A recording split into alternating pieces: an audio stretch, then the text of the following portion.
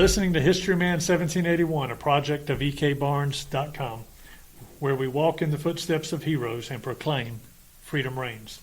On today's podcast, we're talking to William E. Sprouse, tour director of the Cross Keys House with the Union County Historical Society in Union, South Carolina. Welcome, William. Thank you. Hey, man. Pleasure to be here. We're excited to have you. Well, thank you so much. And I know our listeners are going to be spellbound. I certainly hope so. We've got a lot of history we can share with them. You're exactly right. Union, we were talking before the podcast how this part of the country is kind of not in the history books, but it was of paramount importance to the founding of this nation, liberty's sake. Correct. And in fact, had Union not been a part of that, we may well have been under British command or right. British rule. That's true. That's correct. Tell us a little bit. We'll start off. Tell us a little bit about what you do at Cross Keys and that history. Okay. Well, Cross Keys was a house that was built in 1812, 1814 by Mr. Barham Bobo, and it sits on the confluence of the Jones Ford Road and the Buncombe Stagecoach Road. He built this house about 1812, 1814. The significance, the historical part, is on April the 30th, 1865, the very end of the Civil War. A visitor with about four cabinet members on Sunday afternoon knocked on Mrs. Mary Whitmire Davis's door, and it was none other than Confederate President Jefferson Davis, Judah Benjamin, Reagan, Mallory, and the highest ranking officer with them was Brigadier General John Cabell Breckinridge. Now, the historical part of him is he was Franklin Pierce's vice president, and he also ran against Abraham Lincoln in 1860. They sat at the table there in the dining room at the Cross Keys House and had a meal. They were actually headed from Richmond all the way down to the Trans-Mississippi to get away from the Yankees. And, of course, when he left the Cross Keys House, he went to Clinton, then he went to Greenwood, then he went to Abbeville, where he had his last cabinet meeting, Burke Stark Mansion in Abbeville, crossed the Savannah River and made it through Washington, Georgia, and got captured at Irwinville, Georgia, by the Yankees. Did he have a train of gold with him? Well, that's some speculation. The actual train had about $235,000 worth of Confederate gold, we were told. It left Richmond to Danville, Virginia, to Charlotte. When we say train, we're not talking about actual train. We're talking that would actually be on the train tracks. Okay. Yeah, he loaded. Now, he had about 1,500 soldiers in his escort on just nothing but horses when he got to Union. But when he left his wife and children, it was at Charlotte, and they loaded the Confederate gold up on the train. And it's amazing that even 30 miles from where we are sitting right now, none other than a very important general helped escort the gold train from Chester to Abbeville, South Carolina. And you know who that was? Who? General Braxton Bragg. Is that right? General Braxton Bragg. Bragg. And that was his wife was on the train with the gold. And then that was the next place that he met her was after he left Charlotte was in Abbeville, South Carolina. There's interesting stories going along with all that Confederate gold. It is amazing. And the house that I show on Saturdays, first and third Saturdays of each month, we have more people that want to come out with a metal detector thinking that the gold came through there. Well, now, we will give you that. There might have been some gold that was with the soldiers because he did help pay them off as they got closer to being captured. And as they got to their houses, they peeled off and went home. So they hadn't been paid in like 4 years. Right. But and every year around April the 30th, the last full weekend before April 30th, we always have the reenactment of Confederate President Jefferson Davis' visit. We have about 120, 130 reenactors, and we do the reenactment of the visit there. I see. So it's pretty cool. There's little sub-stories that go along with that story where there was maybe a Union cavalry in disguise that was going with that 1,500 cavalry escort or whatever. Could very well be. We do know for a fact that the Yankees were shadowing Davis's escort troop from Charlotte all the way to Union. They were within about 15, 20 miles, which is fairly close when you got a rear guard. That's right. That's trying to help you. That's but right. It's amazing that and let me mention this too, we couldn't figure out how the significance of why, even with the Underground Railroad during the war with the blacks, they had their safe houses coming down the road because Jefferson Davis says that his grandmother was a Murphy, and the Bobos built the house, so the family of Murphys / Bobo were collateral kin. So his great grandmother was a Murphy from Cross Keys, Unionville District.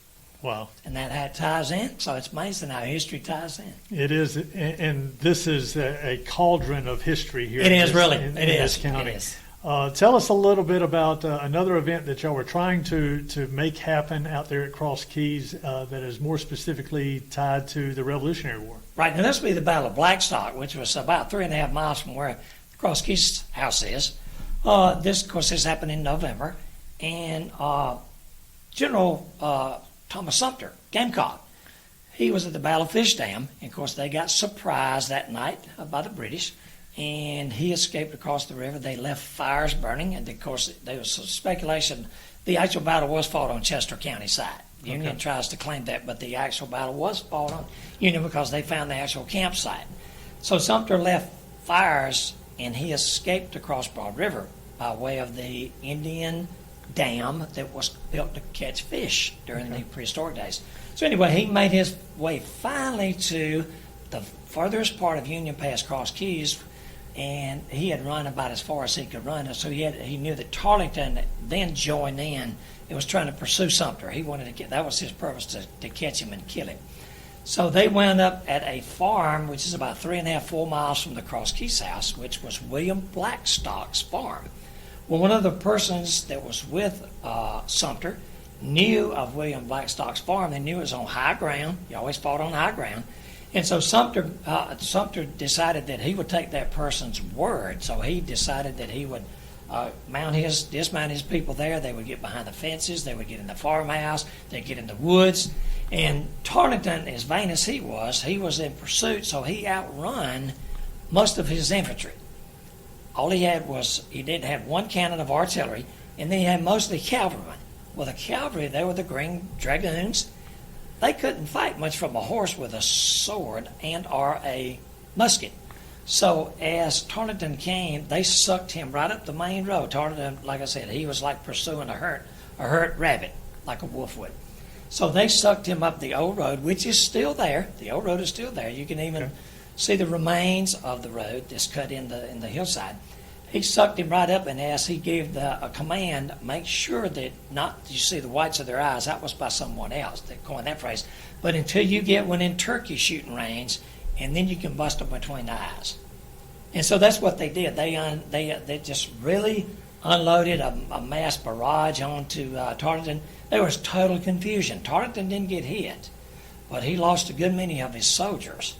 And even in the fray, Sumter was up in his camp that we can show you actually in the pines there where his camp was.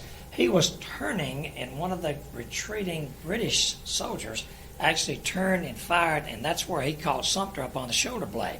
Sumter almost died on the battlefield. Sumter decided that they had to go to the ford on Tiger River and cross it. They waited till it got dark. They set the fires like they did at Fish Dam, and as the fires were burning that night, they slipped across the ford there at Tiger River. You can still see the actual ford from 1780, 1781, where they actually crossed. And so naturally the next day, in the British mind, whoever was on the battlefield was the winner. So who was on the battlefield? Tarleton in the British.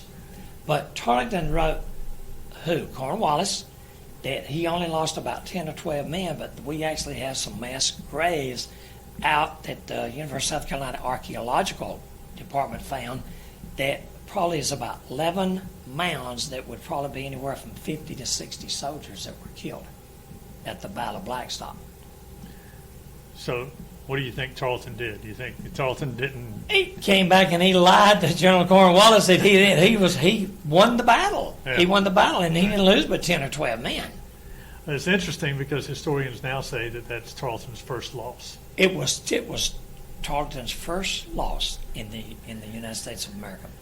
I was talking with one of the other historians here, and that we were talking about some of this battle. Sumter gets a bad rap in many respects. Right. From a historical perspective. Right. Mainly because of after his wounds here, he goes and convalesces Francis Marion comes to the Swamp table. Fox comes up, right. Pickens comes to the table. Right, Francis Pickens. Sumter is left when he comes back to the battlefields. He's getting up. He's getting just whoever will come to the camp. Right. At that point. Right. And he doesn't win, and he doesn't participate with the Continentals that have come in. And there may be some speculation as to why he doesn't do that. But it's interesting to me that as a result of Sumter being on the battlefield, he defeats Tarleton's people. Right. Trained British soldiers. Christian Huck. Right. That was Sumter's people, Bratton. Right. And them. He defeats them at Brattonsville. Right. Right. Defeats Wymus, which was Tarleton's people. Big guy. Okay. Big guy. That was Fish Dam Ford. Right. And then he defeats Tarleton At Blackstock. at Blackstocks. Which was 3 battles 3 straight battles. against British trained troops. Regulars, and they were amazing. They were amazing. Yeah. So despite what they may say about Sumter, he defeated those 3 big wings of did. Cornwallis's. And we even have some artifacts upstairs in the Okay. museum you spotted that were actually found off of the Battle of Blackstock. The little green dragoon buttons, the little silver buttons that were actually right, unearthed right. out there. So it was a good sized battle. It was. But don't you think do you think the Patriot was the film The Patriot? We know that Tavington was Tarleton. We know that. Correct. The guy that played him. Sumter was played by Mel Gibson. You think You that think it was was Sumter, or who do you think it was? My understanding of it was a conglomeration of all those characters, different right? heroes Right, there, right. because there was some trepidation. Sumter had actually lost or left the Continental Army, or left the Patriot forces, right? in between the time that he was out at Fort Moultrie and then the time that they came back in 1780 to take Charleston. Sumter had actually left to go, help his wife get the plantations going and to work the fields and that sort of thing. Mm-hmm. So, and it wasn't until they burned his house that he got back in it. That's right. That was enough to. And you remember that was in the Patriot. That was in the house, taking the son as prisoner.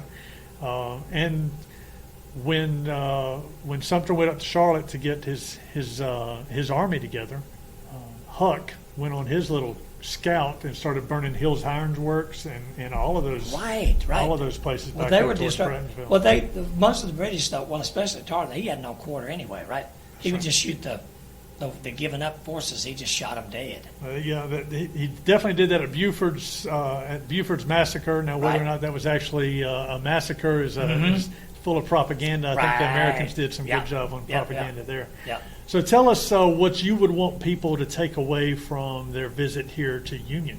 Well, being one of the main, actually Revolutionary War battles that was actually won by the Patriots, we have a lot of history here based on that, and even from the perspective, even if I can, bring it forward with the war between the states. Okay. One of 3, where I work at Cross Keys, that's one of 3 places in Union County that President Jefferson Davis actually stopped and had a meal. Now, we don't know whether he ever stopped at the mansion of William Henry Gist, who was the secession governor, or not, but we don't have any recollection of that. But there's another place about 8 miles away from where the Cross Keys house is, where he spent the night before he got to us at the Cross Keys. And this was at the home of Mrs. Jane Giles. Her husband was Captain J.R.R., got killed at the Battle of Seven Pines. So they tie in, and then it's amazing how everything has a link to it in history. That's what I want people to bring away from Union. We're rich in history. We actually, at a little county of Union, which has 29,000 some odd people, actually produced 3 governors for the state of South Carolina. Not many counties our size can brag about that. That's right. And one of the other ladies was talking in a previous podcast that when the drafts went out, they didn't have to do the draft. We didn't do the draft in Union. Everybody volunteered. Why do you think that is? Patriotism. Okay. Patriotism. Do you think? Especially fighting Nazi Germany, especially fighting what they knew was wrong. Sure. And I know my mother said that they had just gotten out of church on Sunday, December 7th, 1941. Okay. Pearl Harbor, And they'd just gotten home, and boy, everybody in my family, and my mother's side of the family, and my dad's side of the family, they didn't have to worry about, you didn't draft anyway. You just went and joined because you was going to go fight those folks. You really did, because you're fighting for still liberty. Still liberty. It still ties in with that liberty, Sure. what I call of not perfect freedom, but the freedom Now, what do to you mean govern by that? oneself. Well, when you don't have perfect freedom because you don't have a right to do everything you want to. You have to do everything within laws. Okay. So you don't have, there's no such thing as perfect freedom. You know, people say, I would like to be perfectly free, but you can't be ever perfectly free because you got laws you have to obey whether you like them or not. And they're man-made laws. Sure. And we have some God's laws too Sure. that we have to obey morally. So the morals figures in there too, I think, as far as that, as far as being totally free. What kind of plans you got coming up? Well, we are supposed to tie in at the Kroski's house. We wanted to cross over to even the Revolutionary War and have that as a mustering ground to let revolutionary reenactors actually be there and camp on site and show the public how it was even in the 1780s compared to how it was there in the 1860s. So you get the two different things. I don't know whether we're going to do this together. Some of the board members that thought about maybe know whether you do something in the morning, Revolution, and have something in the afternoon, Civil War. That would be a possibility, but that way you give them a contrast between how far we did from 1780 to even 1868 to 1865. I think what's interesting about these reenactments, most people, Yes. and I'm going to include myself on that. Right. Most people don't have a gauge in their mind how many, just in the Civil War, just let's talk about Jefferson Davis's visit to Kroski's. Right. He brought with him a contingent of 1,500. About 1,500 soldiers, right? Plus his cabinet. It's hard to imagine that many in one area On horses, on horses. camped out in a yard. And how do you Kept feed out them? in a yard. And You they know, were on their own. They were on where- their own there, but yeah, how do you feed them? How do you feed them? Where do you water them? How do you Yeah. shod them? Yeah. You know, all the things that go along with that. It's hard for people to imagine that. It And is the very beautiful much. thing Very about much. the type of event that you're talking about Right. is you do have some things that people out there to help explain that, and you see Right. you can Right. even gauge. You know, even if you had 100 reenactors out there, Correct. you Correct. could gauge. Okay, multiply this by 15. Right, there you go, and you Right. got it. And imagine these people spread out here. And then even in commanding them. That's right. God, how do you command them? How do you keep them together? That's right. You know, somebody's got to be in charge, but somebody's going to be in subcharge, and then somebody. In other words, it all comes down to everybody's got to be able to take orders. The devil is in the details when you start getting that many. And it really is, yes. And you have to be able to take orders. So, real quickly, you Okay. have a relative that you can trace all the way back to the Revolutionary War. Is that Right, correct? back to the Battle of Kings Mountain, and that would have been William Steen, Okay. and he actually was married Sarah Vance, and they were from North Carolina. Is this Governor Vance's? I don't know, I have not tied that in yet, but it sounds like it would be kin to Governor Vance. She was 1773 to 1850. William Steen, who was 1767 to 1820. Okay. And I've got, as of yet, have not mapped like Miss Ola Jean did. I want to do this. I want to map all the battles out, and I like to get concrete stuff on that. Sure. So, but his son was Gideon Steen, Okay. who married my Sarah Ann Steen, who finally married. His daughter was Sarah Ann Steen, who married my James Johnson Crocker. That's where my relatives come to line there, on the Okay. Crocker line. Okay. So your relative was who at Kings Mountain? That would have been it, William Steen, William Steen. by that way, right. Do you know Yes. who he fought under? What side of the mountain he was on? He would have been under, would he not been under, name me somebody, see if I can figure out. He'd have been probably Tracy, you know, Miss Ola Jean has mentioned Tracy. And He he- should have been maybe under that, I don't know exactly who. Tracy, I think, said that hers was under Jameson, but he was also under Bratton at Right, one could time have been, for 2 yeah, months. could have been, So Colonel Bratton York, over there, York County Brattonville, right. over there, yeah, probably coming from that area of, which would have been Sumter's North men. Carolina, right, So- right. And Sumter would have been grabbing people up all the way from that side all the way over here. Right. Right. So, and then coordinating with Rutherford and Right. and McDowell Right. and those guys from there. Yeah. Um, It's pretty cool to know that your relative way back off, 7 or 8 generations were. Not Of only that is Kings it pretty Mountain. cool, it's pretty rare. Yes, it is. I mean, when we talk about the melting pot of the America, that America is the melting pot of the world, Right. and all the people that have come into America Right. since the founding. I mean, we have been the beacon of liberty True. for the world. True. Right. True. True. And they still, I mean, we see the immigration crisis that we have going on now. They're fighting to get into our country for a reason. Cause of freedom. And it came back to That's the liberty exact- and the fight that happened here. Amen. That's right. We got 3 big battles that happened in Union County. We got Musgrove Mills, we've got Fishing Dam, and we've got Blackstock. Blackstocks. Yes. 3 big Yeah. battles Amazing. In a small county. in a small county and out on the edge of the colony at that point, because west of here Yes. we've got the Cherokee Indians. That's true. That's all you had was Indian territory. It's Indian territory. Right. Right. And so, very, very phenomenal part of the country, and it's a part of the country that is overlooked by many It historians. really is. I wish we could get, maybe we can plug ourselves on this Maybe so. talk right here. Let's Maybe so. let's do. Tell me what liberty means to you, William. Liberty would be the pursuit, and that we know the pursuit of happiness, quiet enjoyment that I can do within limits of what I want to do as far as to get that happiness and quiet enjoyment, the ability to make money, the ability to liberty to even elect my officials. Okay. And even when they're elected, they don't tell us what to do. We tell them what to do. Supposed to, aren't we? Well, supposed to, but we've turned that around a little bit. Now they Somehow tell us we've lost the will. they tell us what to do, and even Ronald Reagan said that. We tell you what to do. You don't tell us what to do because we elected you. But I think it means quiet enjoyment and the freedom to enjoy what you're able to make, what you're able to earn. And I mean that's it's amazing that we in our country we seem to have it. Well, we've got the group here now that seems to want to undo all that. It's I interesting. don't know what it is. I talked to somebody several years ago, and they were talking about the wonderful thing about America is we have set up our government where we can have, if we needed to, a revolution every 4 years Right. at the election booth. Right. That's right. If things aren't going the way Right. we're wanting to go, Then we can you make get a him out change. because you don't like him That's right. instead of what they can do for us, right? That's right. All Thank right. you so much. You're very William. welcome. I Thank you appreciate for, it. well, I appreciate the opportunity to talk to you.